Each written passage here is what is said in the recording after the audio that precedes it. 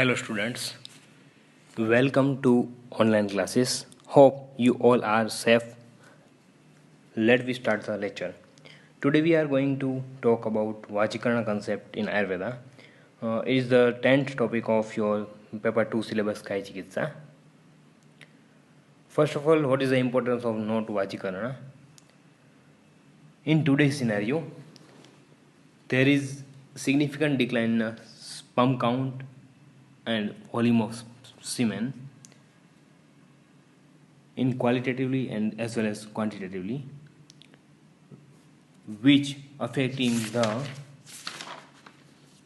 fertility of male and female partner. Also, its effect on sexual life of female and male partner. Also, it is noted that cases of erectile dysfunction are increases day by day, and it affects the mental state of male and also female partner, and resulting the mental disorder also is it affects the marital state of both. वैसे बहुत से modern therapeutics and drugs available हैं, but there are very expensive and result is not surable. This is the reason why today to explore the fertility and vigor agents from the herbal sources, and it is the priority. And it's our pride that Ayurveda classics describe this type of medicine very descriptively. Our acharyas describe fourfold essence of human life: dharma, artha, priti, dharma, artha, kam, and moksha. These four are mool of arogyas. Also, dharma, artha, priti, and yas are based on offspring.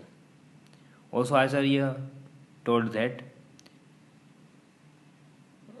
only not it should not aim just for having offspring, but सुदेव सुप्रचारा means कि सिर्फ संतान प्राप्ति होना ही उचित नहीं है, उसके साथ ही जो संतान प्राप्ति हो health mentally and physically healthy हो वो भी बहुत ज़रूरी है.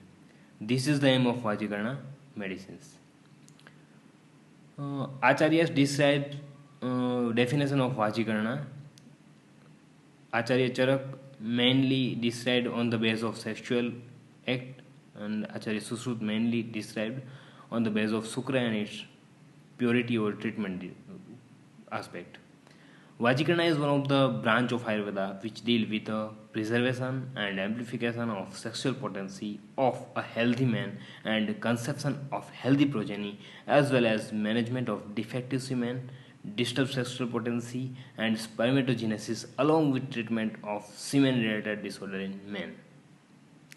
Now, who is the eligible for Vachikarana? According to classics, it is not applicable for the Atibal and Ativrit. Means it is applicable on Yovanavastha.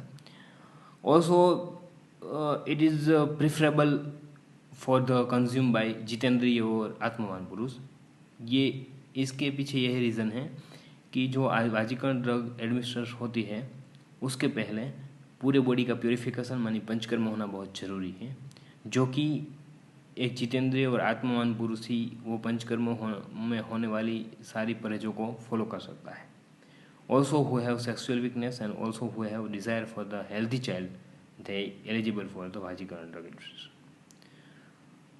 There are benefits of Vachikarana dravyas like Uttam Santanar Prapti, for the Tushti Pushti of Purush, for increase the time of coital act, for Shradhya Sampraharsh of female partner, well mentioned by our Acharyas. Some factors influences the sexual desire. First of all, Porus Bhav. उसमें निर्व्याधि, Jehovah and संकल्प. निर्व्याधि का तात्पर्य यह है कि पुरुष है वो स्वस्थ होना चाहिए, क्योंकि अभी के रिसेंट सिनेरियो में देखा जाए तो जो डायबिटिक पेशेंट होते हैं उनको थोड़े टाइम के बाद इरेक्टाइल डिस्फंक्शन की समस्या उत्पन्न होती है, इसलिए निर्व्याधि कहा गया है. क्रियाभाव. वाजिकरण सेक्सुअल एक्ट में इन्वॉल्व होने से पहले घृत, क्षीर, मिल्क युक्त डाइट लेना चाहिए. अभ्यंग, उत्सादन, स्नान, सुगंधित वस्त्रमाला धारण आदि सेक्सुअल डिजायर को इन्हांस करता है, इसलिए ऐसी क्रियाओं का प्रादुर्भाव करना चाहिए। मनोभाव, हर्षणम मनः, जो क्रियाएं मन को हर्ष उत्पन्न कर सके वो सारी सेक्सुअल डिजायर को एनहांस करने वाली होती हैं।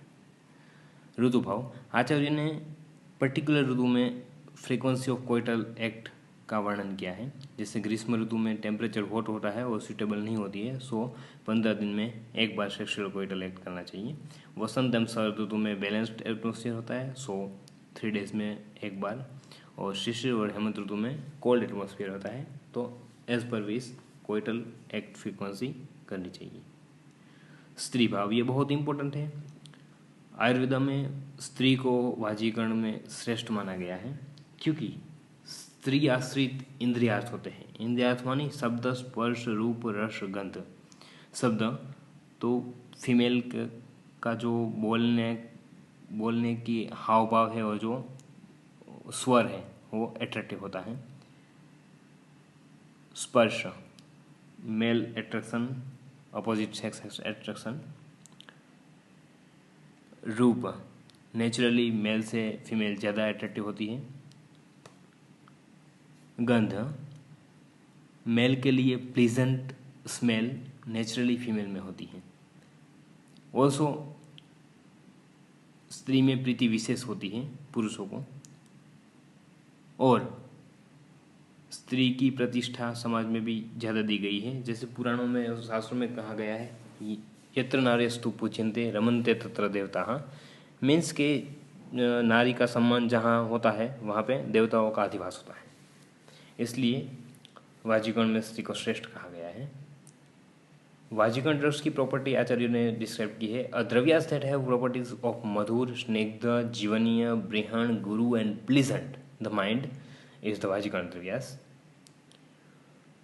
कुछ फैक्टर है जो सेक्सुअल एक्ट मैकेनिज्म को इन्वॉल्व भी करते हैं और अफेक्ट भी करते हैं, जैसे कि ध्वज रिद्धि, शुक्र गुण और शुक्र स्थिति।